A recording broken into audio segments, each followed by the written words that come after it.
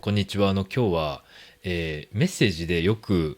使う藁の種類についてお話ししようと思います。この藁の種類だけじゃなくて、藁の、意味とか、ニュアンスみたいなことも話すんですけど、この、ニュアンスについては、人によって違うと思うので、これ、今から僕が話す、この藁の、イメージとかニュアンスは、僕の意見なので、他の人、他の、その日本人の友達にその意見を聞くのも面白いと思います。1、2、3、4、5、6、6つ、バラの種類を紹介するんですけど、まず1つ目は、一番よく見る、このわらですね。で、迷ったら、このわらを使うのがいいと思います。その例文と一緒に、見てみると、例えば、流星が飛行機に乗り遅れたらしいわらですね。これ、本当に普通によく見る文で、普通に、流星が飛行機に乗り遅れて面白いっていうことを伝える文。これが一番、ベーシックというか、これがベースになって、他のバリエーションがいろいろあるんですけど、二つ目が、わらわらですね。このわらが二つ、ある文の最後にわらを二つ加えるっていうパターンなんですけど、これは、その、わらの一つより、その笑いが、明るくなる感じなんですね。その、笑いが明るくなる感じっていうのは、説明が難しいんですけど、笑いの量が少し増えて、プラス、この面白さを他の人に共有したい。で、その共有した結果、笑いが大きくなって、その笑いが明るくなる感じのイメージを僕は感じますね。人によって違うかもしれないんですけど、さっきの例文と一緒に出すと、流星が飛行機に乗り遅れたらしい、わらわら。これが一つ目に話した、一つだけのわらだったら、流星が飛行機に乗り遅れて面白い。で、自分だけ笑ってる感じなんですけど、わらが二つつくと、うーん、私が、その流星が飛行機に乗り遅れたことが面白いと思ってて、この気持ちを、他の人に共感してほしいみたいなニュアンスがあると思いますね。上手に言葉にするのが難しいんですけど、イメージ、そんなイメージだと思います。他の日本人の友達に聞いてみてください。で、次、いきます。かっこわら。このわらがブラケットの中に入ってるっていう、わら。このパターンもあるんですけど、このわらは、ちょっと古いイメージですね。このわらは、ガラケーの時に E メールでよく見たわらなんですよ。そのガラケーで、友達に E メール書くときに、この括弧の中に入ったわらを使う人が多かったんですけど、スマホになって、みんな LINE を使い始めるようになってから、この、括弧がなくなって、わらだけになった、感じですね。で、それプラス、僕のイメージでは、この、括弧の中のわらの方が、括弧がないわらより、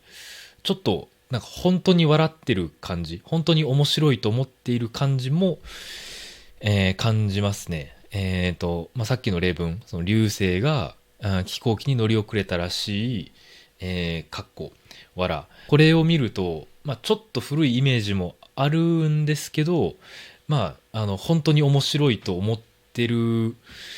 んじゃないかな、みたいな、そういうニュアンスもあります。なんか説明しにくいんですけど、そういうイメージがあります。僕はそう感じますね。で、次のわらが、W ですね。インターネットとか見ると、結構この W を使う人、見ると思うんですけど、僕のイメージ、一般的なイメージだと思うんですけど、やっぱり、オタクとかね、子供、なんか小さいインターネットを使い始めたばっかりの小さい子供がこの W を使う傾向があると感じますね。もちろん使う文とか、シチュエーションとか、文脈によると思いますけど、一般的な傾向は、オタクとか子供が使う傾向があるんじゃないかなと思います。っていうのも、この W のわらって、例えば X のポストでは、この W のわらを使うけど、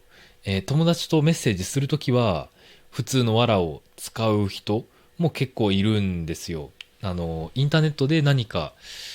ポストするときだけ W 使う人ですね。なんか友達とのメッセージで使うと、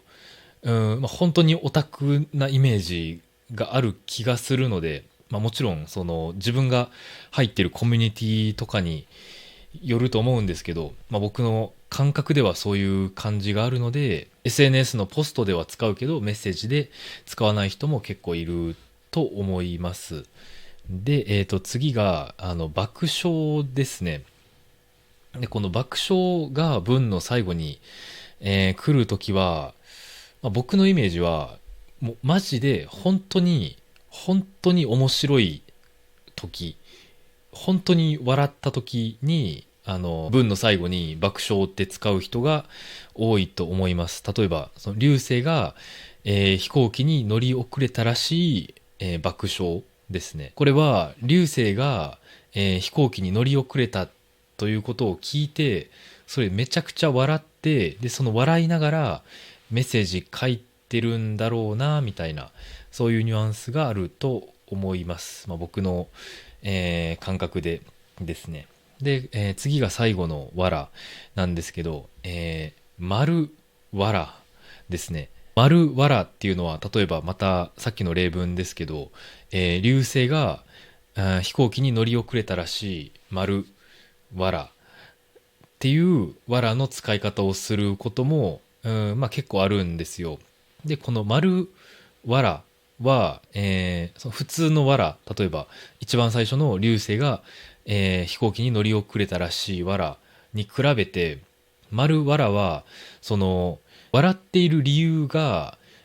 面白いっていう理由だけじゃない時に、この丸わらを使う傾向があると思いますね。例えば、そのさっきの、流星が、飛行機に乗り遅れたらしい丸わらの、ニュアンスは、ちょっと怒ってるんじゃないかな、みたいな、